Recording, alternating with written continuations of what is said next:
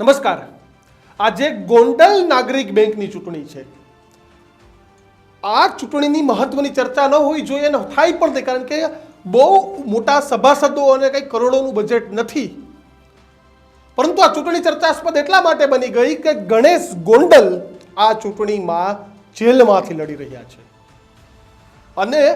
ભાજપે ગણેશ ગોંડલને મેન્ડેટ આપ્યું। જયરાજ છે પણ ફોર્મ ભર્યું હતું, પરંતુ સ્ટ્રેટર્જીના ભાગપૂર્વક હશે અને આ ફોર્મ પાછું ખેંચી લેવામાં આવ્યું। પરંતુ હવે ચર્ચાની વાત એ છે, મહત્વની વાત એ છે કે ગણેશ ગોંડલના પ્રચારમાં રમેશ ધડુક અને મનસુખ માંડવિયાના સમર્થિત પોસ્ટર પણ લાગ્યા છે। જો વાત કરીએ તો યતીશ દેસાઈએ મોટા મોટા આરોપ લગાવ્યા, પરંતુ જે એટ્રોસિટીનો કેસ થયો, અપહરણનો કેસ થયો અને જે રાજુ સોલંકી આરોપો લગાવ્યા, ત્યારબાદ છેલ્લા ઘણા બધા સમયથી એવું લાગતું હતું કે ગણેશ ગોંડલને ગમે ત્યારે જામીન મળી જશે, પરંતુ એવું થયું નહીં। આજે પણ ગણેશ ગોંડલ જેલમાં છે અને ગોંડલ નાગરિક બેંકની ચૂંટણી યોજાઈ રહી છે। હાઈ વોલ્ટેજ ડ્રામા સાથેની આ ચૂંટણી છે, કારણ કે આરોપ પ્રત્યારોપ થયા, જવાબો પણ આપવામાં આવ્યા અને સાથે જ રાજકીય પક્ષોના મોટા દિગ્ગજ નેતાઓ છે, રમેશ ધડુક અને સાથે જ કેન્દ્રીય મંત્રી અને પોરબંદર સાંસદ, ગોંડલ પણ પોરબંદર લોકસભા મત વિસ્તારમાં આવે છે, તેના કારણે મનસુખ માંડવિયાના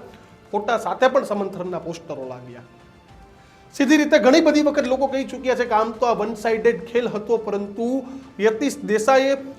આ ચૂંટણીમાં મેદાનમાં ઉતરતા મામલો ગરમાવી દીધો અને અગાઉ રમેશ ધડુક સહિતના દિગ્ગજ નેતાઓ પણ આ ચૂંટણીમાં આ બેંકમાં ચેરમેન રહી ચૂક્યા છે।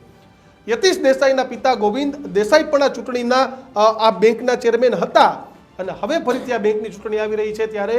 વિધાનસભા કે લોકસભાની ચૂંટણી હોય તે પ્રકારનો માહોલ છે તે અત્યારે ગોંડલમાં બની ગયો છે। કારણ કે આ સામાન્ય રીતે તો મેં પહેલા જ કહ્યું કે સામાન્ય ચૂંટણી છે, પરંતુ આ પોસ્ટર વોર થયું, પોસ્ટર વોર બાદ જે પ્રચંડ પ્રચાર છે તે થયો, કારણ કે અલ્પેશ ઢોલરિયા સહિતના જિલ્લા ભાજપના પ્રમુખ, એપીએમસીના ચેરમેન અને તેની સાથે જ યતીશ દેસાઈની ટીમે પણ પ્રચાર કર્યો। પણ આ પ્રચાર દરમિયાન ક્યાંક કોંગ્રેસ સુસુપ્તમાં હોય અને તેની સાથે જ ભારતીય જનતા પાર્ટી એક થઈને આ ચૂંટણી લડતું હોય તેવું લાગ્યું, કારણ કે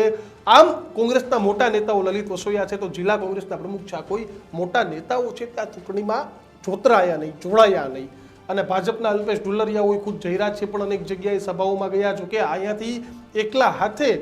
યતીશ દેસાઈ સહિતના નેતાઓ છે તે ચૂંટણીમાં લડતા હતા। જોકે યતીશ દેસાઈએ રાજ્યના ડીજીપી કયો, જિલ્લા પોલીસ વડા કયો, આ તમામને એક ફરિયાદ પણ કરી હતી કે ગુનેગાર આ ચૂંટણી ન લડવા જોઈએ, પરંતુ છેલ્લે એવું કાંઈ થયું નહીં અને ગણેશ ગોંડલ છે તે જેલમાંથી લડી રહ્યા છે, કારણ કે ગણેશ ગોંડલ ઉપર હજી આરોપી નથી, તેના ઉપર આરોપ છે। કોર્ટે કોઈ પણ એ મામલે ચુકાદો નથી આપ્યો, જામીન પણ નથી આપ્યા, કારણ કે એટ્રોસિટી સહિતની ગંભીર ગુનાઓ લાગેલા છે। ત્યારે આજે આ ચૂંટણીને લઈને રાજકારણ છે તે જબરજસ્ત રીતે ગરમાયેલું છે। યતીશ દેસાઈ અંદરથી યતીશ દેસાઈ ખૂબ આરોપ લગાવ્યા, સામે પક્ષે જવાબ પણ અપાયા, ત્યારે હવે આ ચૂંટણી લઈને શું થશે તે આવનારા આજ સાંજ સુધીમાં અથવા તો કાલ સાંજ સુધીમાં ચિત્ર સ્પષ્ટ થઈ જશે, પરંતુ લોકસભા કે વિધાનસભાની ચૂંટણી હોય તેવો માહોલ છે તે અત્યારે ગોંડલ અને રાજકોટ જિલ્લામાં બની ગયો છે। ત્યારે તમને શું લાગે છે, જેલમાંથી ચૂંટણી લડવું ગણેશ માટે કેટલું સારું કે ફાયદાકારક છે તે કોમેન્ટ બોક્સમાં જણાવો અને વધુ આવા જ સમાચાર જોવા માટે જોતા રહો ન્યૂઝ રૂમ, ગુજરાતનો ગર્જનાદ।